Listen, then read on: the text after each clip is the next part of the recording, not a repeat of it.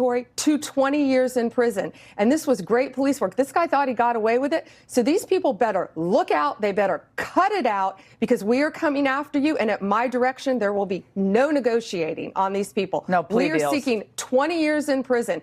They are setting off bombs, the huge fires. Look what you're seeing. Huge, massive fires in residential neighborhoods. Someone's going to get killed. Charging stations. Someone is going to get killed. A citizen is going to get killed. And these people, we are not doing any plea negotiations on them. Well, so they better cut it out. We are looking at. Y'all better stop playing with Pam Bondi. In all of these cases, every aspect, we are not going to leave a stone unturned. So the messages are going out, these people, Madam Attorney General, from these groups. Get busy. Get busy, meaning terrorize people. People are terrorized driving down the road in a car that they worked hard for. They feel terrorized. They do. And we're looking at how these people learned to make these bombs. We're looking at every aspect of these cases, and we are coming after you, and we will find you if you have done this to a Tesla owner, a Tesla dealership, anything to do with Tesla. We're going to find you. And that today was proof of it. Y'all better stop playing. Look at this fat chicken eating person right here. Come on, man. He drove their whole scooter into somebody's Tesla, obviously not realizing that there's cameras on it. And this person's going to get a whole bunch of time too. As you see here, they've been charged with 1 count of felony criminal mischief. A felony. Pam Bondi, she's not playing with y'all. Y'all better cut it out. Look at this person, man. Come on. Ridiculous. Well, they're a felon now, so there's no way they're going to beat the case either. There's no way they're going to beat the case. Pam Bondi's not giving anybody a plea deal. And this is the kind of backup that Elon needs. This is the person from Denver. Well, it was actually a little bit outside of Denver in Lakewood, as you see here. They found this person here. This Tesla was damaged by this strange looking woman here. She went up there and for no reason marked up their car. They don't even know if this person is left leaning or right leaning. They were just like, oh, it's a Tesla. I got to go damage it. That's what I got to do. Fight that.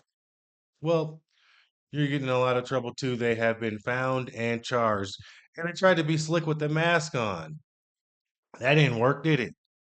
You know, the police are too smart. They have too much technology. Cameras are everywhere. They can literally follow you with the cameras everywhere all the way home. There's no getting away. And once you get the Attorney General and Kash Patel, Pam Bondi, all these people involved, you are cooked. Now, let's keep it going so you guys can hear the police report from them catching this Tesla firebomber, because it really is mind-boggling to see that he really went through with this. Based on the updated evidence that we have, we now have a better understanding, a more comprehensive understanding of what actually happened. And I'm going to provide some details as we walk through a little bit of a timeline on what occurred and then what we know about the suspect now. So we'll begin with just talking about how the suspect arrived. He arrived east of the location in a vehicle, showed up in a black sedan just parked east of the Tesla Collision Center. You can see on this video clip here, we highlighted the area because it's at the top of your screen. And you'll be able to see the arrival of the vehicle. You'll be able to see that the vehicle comes in, originally driving westbound where you can see the headlights, and then turns around where you can see the taillights, and he reverses back into where he parks. The suspect then proceeds on foot and approaches the corner of the building. As you've seen before, and as you've probably heard, and certainly as we're showing today, he attempted to mask his identity by wearing black attire, concealing his face, and wearing gloves. The suspect then began shooting the surveillance cameras with what appeared to be a rifle. You can see an image here of the suspect pointing the rifle towards a camera. At least 2 surveillance cameras were damaged by gunfire. And then upon shooting the cameras, the suspect proceeded to the front doors of the Tesla, and he began spray painting the words "resist" across the doors. It's literally a terrorist. He went in there shooting the cameras. That's crazy. Thank God nobody was on site, because he might have shot them too. That is. This video play because you'll get a better shot of the suspect. You can see his description as he goes across the clear doors there, committing his act of crime.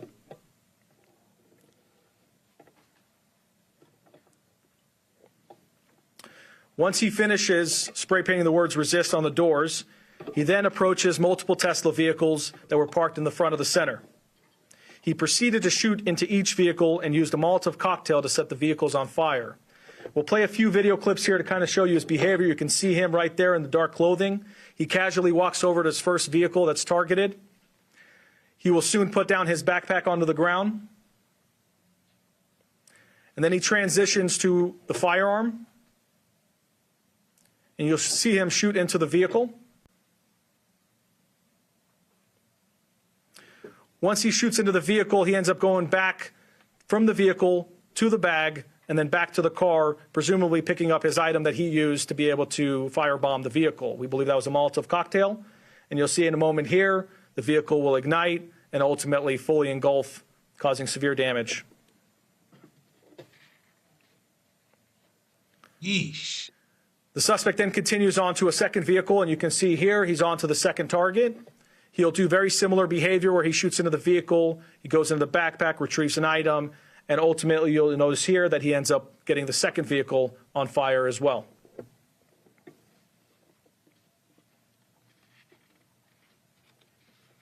Throwing your whole life away, but for what? Like, this guy may never ever get out of jail. From there, he then proceeds to his third vehicle, repeats the same type of activity. One of the incendiary devices he was not able to ignite, which is one of the devices that we were able to recover. But ultimately, 5 vehicles were damaged, to include 3 of which were fully destroyed. You can see images of the vehicles here. And then you'll see here a drone video. This is from our Skydio drone, being able to provide an overview of the damage as well.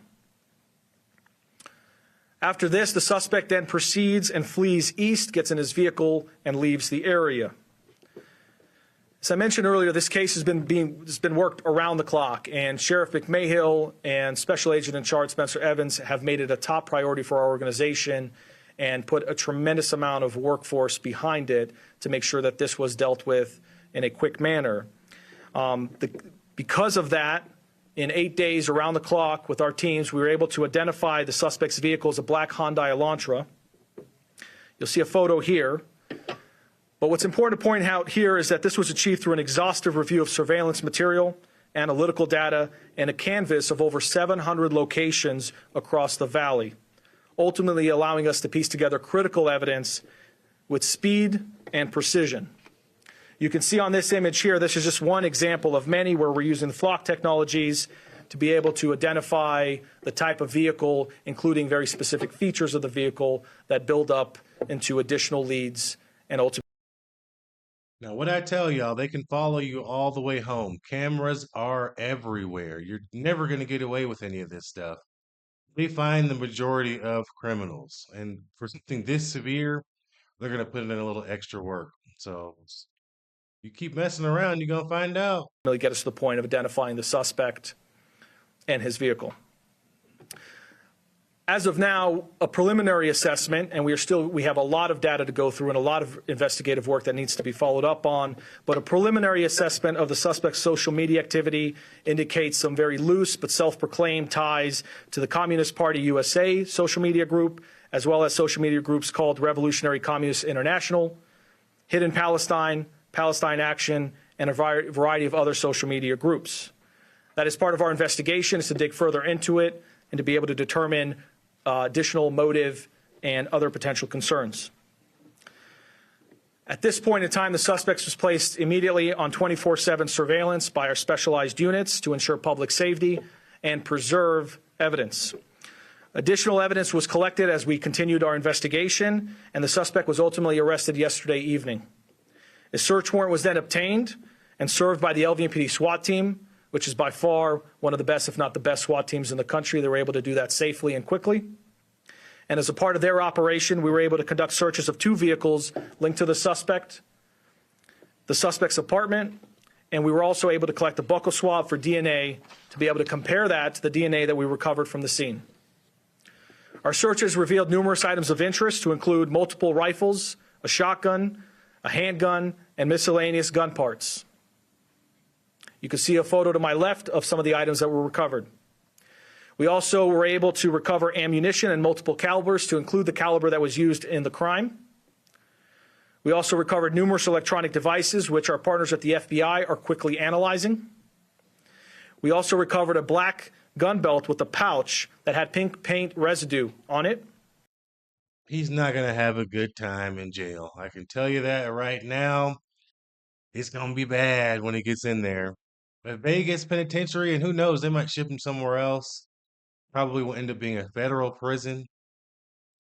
Yo, this is going to be a bad day for him. His life is over. He threw his life away being brainwashed by these ridiculous radical groups. And he's just going to have to find out the hard way. Everybody that's doing this will be caught and find out the hard way. There was a lady that damaged a Tesla in Oregon, and she was rich. Her husband is a very high level, like programmer, and she got caught. Now she's facing all kinds of uh, jail time as well. And you are literally a rich, successful person living in a 1.5 or $2 million house. And it's like, come on, man. You had your life was going great, at least financially, right? But you just couldn't help yourself. And you couldn't use your brain. You could use your brain to make a lot of money, but obviously not smart enough to not become a felon. So, man, all these people are going to get charged. They're all going to get caught. All the Teslas have cameras on them. And somehow they're not catching on to this. They're like, oh, well, I'll just go scratch this Tesla up. Have you not seen that Teslas have cameras on them? These are literally the dumbest people I've ever seen. Like I said, how dumb can you get and still breathe? You guys drop a comment down below. If you're watching the Unexplained Outlook, hit that notification bell on your way out. And let me know what you think. This guy's an idiot. I can tell you that for sure. He left his ID 10T card at home when he went and did these crimes, and now he's going to have to do the time. I'll catch you guys in the next one. Peace.